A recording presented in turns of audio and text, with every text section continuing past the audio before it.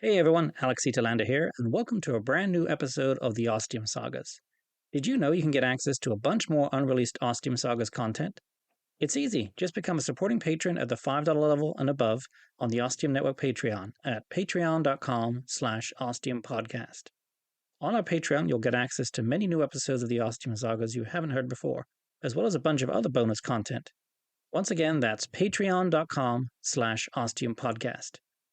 Now, I'd just like to thank some of our new patrons for supporting the Ostium Network. Thank you to Rob, Jedia Care, Bobby, Maggie, and Liloberry for supporting us. We really appreciate it.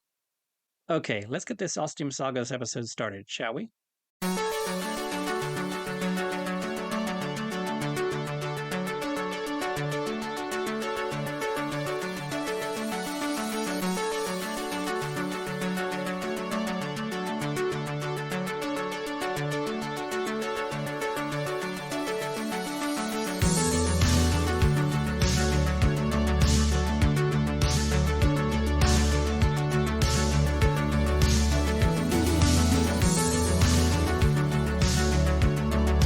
The Ostium Sagas.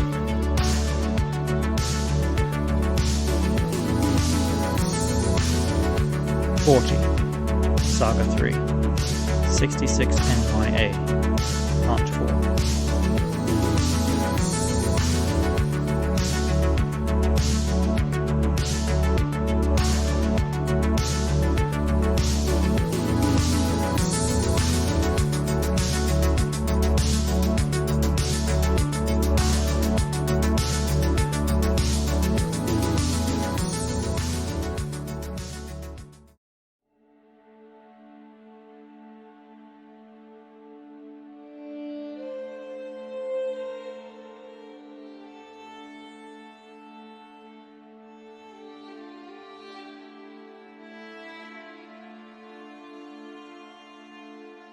I found the cave as I felt the light begin to fade. My hunger was now raging, as was my thirst, and I was exhausted. But I had to be careful the cave did not already have an occupant. I waited by the entrance for a few minutes, then took some tentative steps inside, then stopped and waited again. There were no sounds. I went in deeper and saw the cave went far back. I would have to trust there wasn't anything back there, and it would want to eat me. I put the meat down on the rock, then went in search of kindling and materials to start a fire.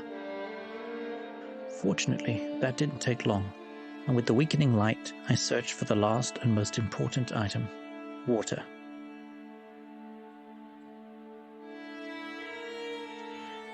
Again, I was in luck. Down some distance away from the cave, I found a big lake stretching far and wide. Close to the water's edge, there were these giant trees with alien-looking seed pods dangling from the branches. They were all clearly out of reach from me, and I wasn't about to try climbing any of these strange-looking trees. But on the ground were dropped seed pods. Most of them had broken open and dried out. I looked until I found a couple that would work as large bowls. I was still carrying my improvised axe. Never leave home without it, no? And proceeded to scrape the insides of the seed pods for any loose bits. I then washed them both clean in the lake water and filled them each to the brim. I secured my tool and then carried them both back to the cave. I was approaching my limits. What I was carrying was priceless for me. You may be asking why I didn't drink any water at the lake, and that way what I was bringing back would go even further. Please be patient, and I shall explain. When I returned to my new home that I hoped had remained unoccupied, I actually thought this likely, as any nearby creatures, especially if they were carnivores, would have smelled the blood and raw meat and been drawn to it. I laid the seed pods of water down carefully, jamming them between the rocks so they wouldn't actually overturn. And then I collapsed for 10 minutes to regain what little energy I had left.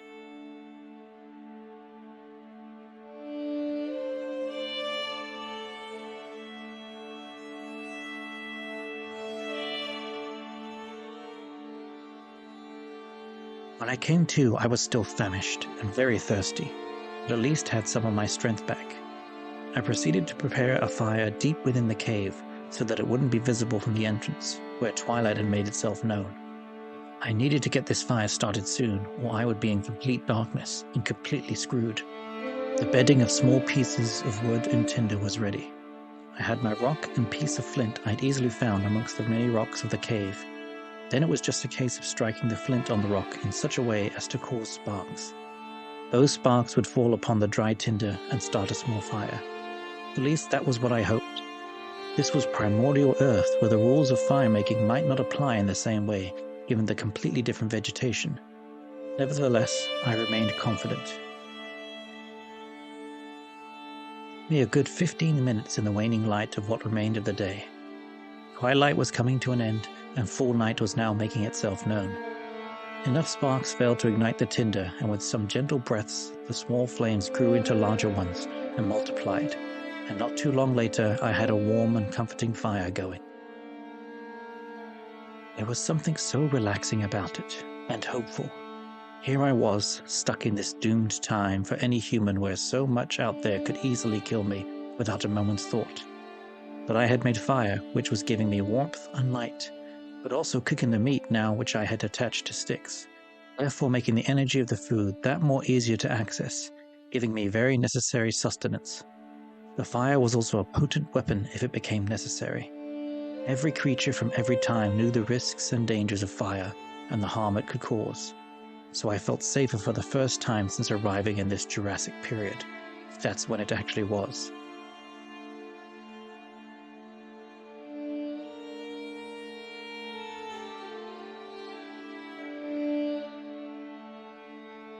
I made sure to cook the meat thoroughly, practically burning it, as I wanted to be sure any bacteria or other living microbes on it were certainly dead, and would therefore not risk infecting me with some unknown illness.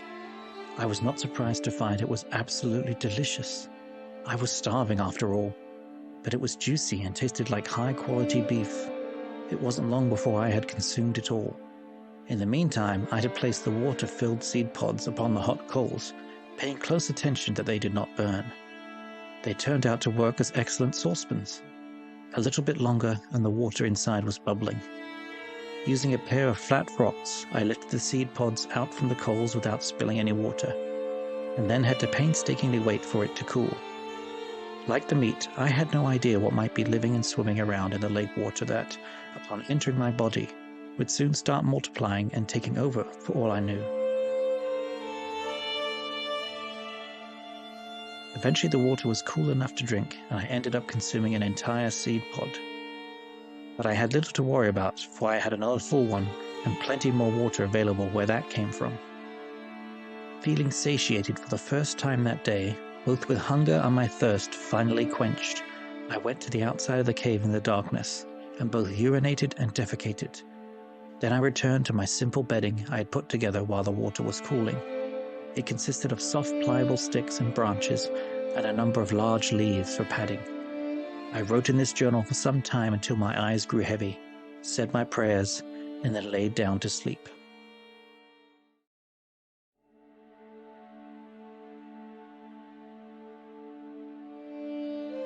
How much I will sleep we shall have to see as I write these last words for the night. There is an ongoing cacophony of strange sounds out there in the world that makes it all feel very alien to me. I will sleep close to the fire for warmth and protection, and hope that if I do sleep, I will wake periodically to feed the fire with more wood. In the morning we shall see how things are, and I should like to explore what is at the bottom of this cave. For now, I bid you good night.